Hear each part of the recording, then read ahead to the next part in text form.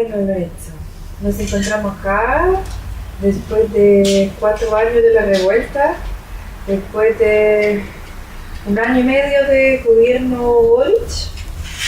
Durante este año y medio han habido muchas leyes que han sido propuestas, algunas aprobadas, entre otras la ley Naira del Tamán, la ley de usurpación de tierras, la ley antitoma. ¿Cuál es tu opinión al respecto de todo eso? Que ese conjunto de leyes significa un retroceso para el mundo social y que finalmente significa también un retroceso para el programa popular. Ten en cuenta que Boris tuvo unas primarias con Daniel Jadwe y finalmente eso se traducía en un programa, supuestamente. Ese programa, tal como todos los programas de la concertación, se abandonó. Entonces esta nueva nomenclatura, esta nueva forma de gobernar, parece que también abandonó la forma de proceder. Se esperaba una nueva ley de pensiones que en realidad la gente, aunque le duela o no, esta nueva ley de pensiones ni siquiera es una buena reforma. Entonces se esperaba una nueva educación pública gratuita y lo que vemos que en la tercera región, en Atacama, no hay clases hace 2 meses porque no hay infraestructura. Entonces esperábamos una salud gratuita y lo que hay es que finalmente la gente sigue endeudada por la salud. Entonces esperamos una nueva constitución y Boris se equivoca en su ahí hay una cuestión política grave. Él propone esta nueva forma, este track 2 de la constitución, en donde un revés, creyendo que iba a tener los mismos votos anteriormente, la gente no es que se haya derechizado, sino que la gente va buscando un rumbo en donde puedan ser viables sus formas de vida. Y eso en algún momento lo proyectó Boris y en algún momento lo proyectan los republicanos.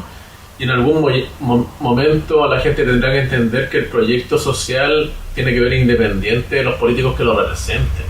Ahora esa madurez política no se ha alcanzado después de la Unidad Popular, después de 50 años, y veamos qué pasa para adelante. En particular modo, la ley Naira del Tamán ha afectado las manifestaciones populares que estaban conectadas con el 18 de octubre, también por un sentido de retroactividad. Ha afectado porque ha significado la impunidad, y específicamente de 8 policías, de 8 carabineros.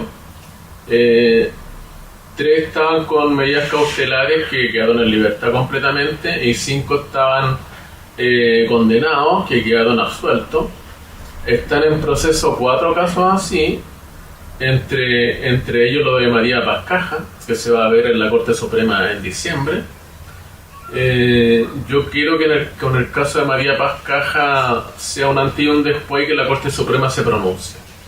Hasta el momento, solamente con la interpretación de la ley se han pronunciado juzgados de garantía o tribunales orales en lo penal, pero las Cortes Superiores no. Entonces yo creo que es el momento de que se discuta a gran nivel y finalmente la Corte Suprema ponga una lista de derechos humanos. Yo creo que tiene que haber una compensación, ponga una lista de derechos humanos y se echa de menos porque la Corte Suprema también ha consolidado un afán conservador. Y se ha visto porque finalmente el Poder Judicial, los últimos casos de condena en contra de Nicolás Piña y de otras personas que han vuelto a estar en prisión, significan un retroceso con respecto a la visión que tendría que tener la Corte Suprema con respecto a las reivindicaciones sociales. La gente no usurpa porque quiere usurpar. La gente en el sur o los comuneros mapuche no reivindica sus derechos porque tiene derecho a hacerlo. Entonces, finalmente, de repente los tratados internacionales son letra muerta. También eso es parte de que el conjunto de los abogados que nos dedicamos a esto no somos tan constantes en proponerlo. Cada una de las cosas que propone un abogado que está en contra del sistema tiene que estar con la lista de los derechos humanos. La ley chilena nunca ha bastado para que se cumplan los derechos sociales. Siempre tiene que haber una lista de los derechos humanos. la gente que reivindica derechos indígenas tiene que reivindicarlo con el 169 de la OIT. No obstante, y hay, ojo, hay jurisprudencia. La gente dice, oh no, pero eso es como letra muerta. Hay jurisprudencia. Se han logrado libertades con el 169 de la OIT. Se han logrado reivindicaciones de tierras mapuche. Entonces, lo que pasa es que a veces no se sigue proponiendo o se elige una forma de lectura distinta. Yo creo que no hay que cansarse nunca de hacerlo de esa manera, sobre todo los puristas que piensan en cambiar el sistema. En Chile, entre lo que ha pasado con la revuelta, entre lo que pasa con los mapuches, entre lo que pasa cotidiano, podemos decir que se violan los derechos humanos. Eso había sido dicho por la ONU cuando al principio de la revuelta durante el gobierno Piñera, pero hoy en día como que con el cambio de gobierno, al parecer de la visión, digamos, externa al país, las cosas parecieran estar resueltas. ¿Qué pasa hoy? Se han resuelto políticamente y es la forma que tiene Chile de resolver las cosas, pero la arista de los derechos humanos es que hay una represión, hay un proceso intermedio y finalmente tiene que haber justicia. Y siempre estamos al debe con la justicia. O sea, los 50 años del golpe militar significaron que la Corte Suprema estaba revisando casos de Víctor Jara ahora. Los casos de Pablo Neruda se van a ver después.